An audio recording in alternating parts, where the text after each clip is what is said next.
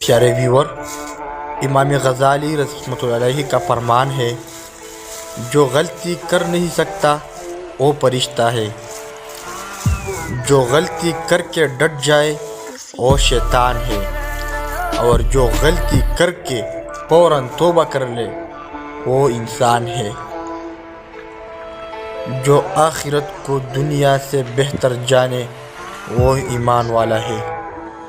پیارے ویور، اگر ہم سے غلطی ہو جائے تو ابلیس کی طرح دلیر نہ ہونا چاہیے، بلکہ معافی مانگ لینی چاہیے، کیونکہ ہم ابن آدم ہیں، ابن ابلیس نہیں۔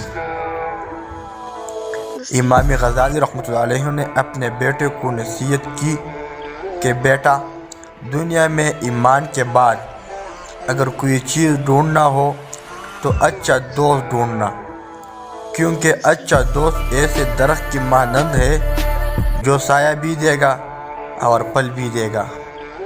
امام غزالی رحمۃ اللہ علیہ نے فرمایا، دنیا کا طلبگار سمندر کا پانی پینے والے کی طرح ہے، جس قدر پیتا ہے پیاس بڑھتی ہے ہی جاتی ہے۔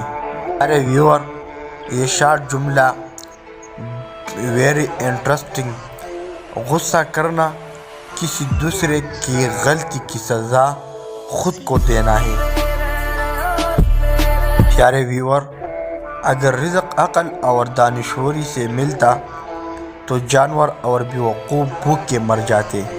تو امام غزالی رحمۃ اللہ علیہ فرماتا ہے، اگر پھل ہو تو پہلے پیش کیا جائے، کھائے جائے کہ طبی لحاظ سے ان کا پہلا کھانا زیادہ موافق ہے، یہ جلد ہضم ہوتی ہے، لہذا ان کے معدے کے نچلے حصے میں ہونا چاہیے۔